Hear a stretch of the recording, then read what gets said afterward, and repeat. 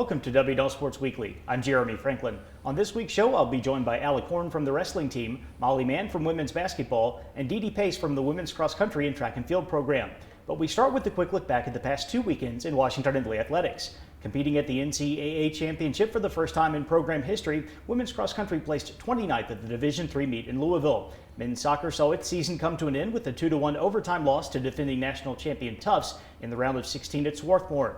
Women's swimming won the Franklin and Marshall Invitational, where the men's team recorded a 4th place finish. Men's basketball downed Hampton-Sydney 81-60, while women's hoops lost an 84-80 overtime thriller to Emory and Henry. And wrestling went 3-0 in the Penn College quad, downing York, Scranton, and the host Wildcats. With me in the studio is Alec Horne, senior wrestler from Chester Springs, Pennsylvania. Alec, welcome back to the show. Thank you for having me. Those wins at Penn College pushed your dual meet record to 5-2. You also placed second at the Washington and Jefferson Invitational to open the season. What are your thoughts on the team's performances so far in 2019? I think the performances so far have been going really well. We've had a really tough schedule thus far, and we're going to continue to have a really tough schedule throughout the year. And overall, I think it's really important to look at our weaknesses. We're kind of learning from, wrestling this tough competition. The toughest guys bring out the biggest weaknesses within an individual. But from that, we'll keep continuing to get better and better and really be ready to go when it comes to the end of the year. The Generals are coming off their best season in recent memory. Last year, you went 12-4 in dual meets. You placed second at the Centennial Conference meet. Talk a bit, if you would, about the development of the program during your 4 years on campus. Yeah, every year the team's been expanding. So, the year before I came here, we were kind of struggling to even fill a starting lineup. And then my freshman year, I think, was the first year we really kind of had a full team to start being competitive. And then after that, we've just had an increased number of guys, and we've been seeing more success on the mat year after year. So, it's because we're bringing in these really good freshman wrestlers, and they're continuing to stick with the program all 4 years. So we've really had continued success for that, and getting the results we really want. Because of that success and because of all the athletes that returned this year, W&L was picked first in the preseason coaches poll in this Centennial. What does that recognition mean to the program? I think it's great to recognize it, and I love to see the program being ranked first, but at the same time, in my mind, it kind of puts a target on our backs as being the top ranked team, and I think it means we have to kind of work harder and be more diligent in our work ethic to kind of prove that ranking to the rest of the wrestling community. People don't want to see us succeed, so we have to really prove it to ourselves and to them that we are the best team in the conference.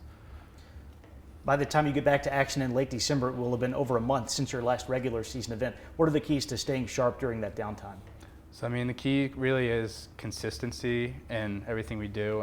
No matter if we have one competition or we have 20 competitions in the month, the formula really doesn't change. It's about diet, it's about maintaining your weight, and it's about, consistently working out and, keeping your weight down. So if all those things are followed, the formula is really simple, and it's not a problem, no matter how many competitions you have or don't have.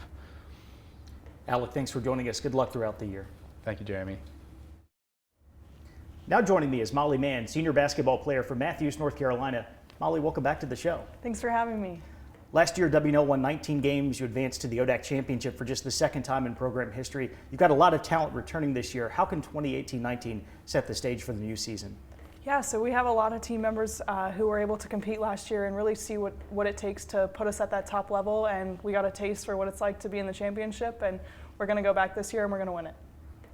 The Generals are 3-3 overall before you head to Hollins tonight. You've got 2 convincing ODAC wins, a couple of hard-fought losses as well. How has the team performed through the first 6 games of the year? We've really stepped up the intensity in practice, and I think it's led to some successful wins. The team really has a high level of play. We've focused really hard on the scouts going into games, and so I think we're really prepared. Bringing in Sarah has really helped us a lot. She focuses on our individual strengths, and so as individuals we've really improved, and so we work together as a team a lot better this year.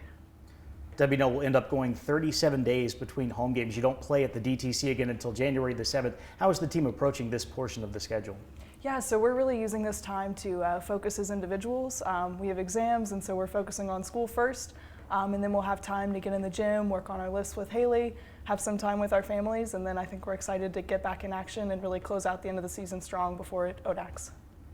You mentioned the goal of winning the ODAC championship. What are the Generals' expectations for 2019-20? So we really hope to go through and have some convincing wins throughout the ODAC. We'd really like to win it. And I think one of our biggest goals this year is to not just win games, but to win them well and to play well as a team together. And so those are our goals, and we really hope to meet them. Molly, thanks for joining us. Best of luck to the team this year. Thank you. Here with me now is Didi Pace, senior cross country and track and field athlete from Centerville, Virginia. Didi, welcome to the show. Thank you, Jeremy. After W&L's historic regional championship in cross country, the team competed at the national meet for the first time in program history. What can you take away from the experience in Louisville? As this was our national debut, Louisville was incredibly exciting and inspiring, but it was also a learning experience for us. Nationals is unlike any of the meets that we've competed in before due to its high level of competition. So the experience prepared us to return to nationals in future seasons. 2019 was quite possibly the best season ever for W&L women's cross country. I'm sure the past month has been a blur, but have you and your teammates had a chance to reflect on what you accomplished in the fall? Yes, all along my teammates and I have known and believed in what we're capable of. This fall season, we established ourselves as one of the best Division III cross country programs in the nation. You're quickly turning the page from cross country into indoor track and field. What are the challenges of making that switch from one varsity season to another? After a long cross country season, the main challenge is ensuring that we are both physically and mentally rested and ready to transition into a new track season. My teammates and I are very eager to start training and competing with the entire track team now. The track and field schedule begins this weekend with the Bass Cragar Invitational down at Roanoke. What are the general goals for the indoor season? We are looking to keep the momentum moving forward from the fall. We have the largest women's team in program history this year, and we are hoping to capitalize on that depth across all event groups to hopefully come away with a ODAC title. Didi, thanks for joining us. Best of luck to the team during track season. Thank you very much. That wraps up our final show of the calendar year. Thanks to all of our guests throughout the fall, and happy holidays to everyone.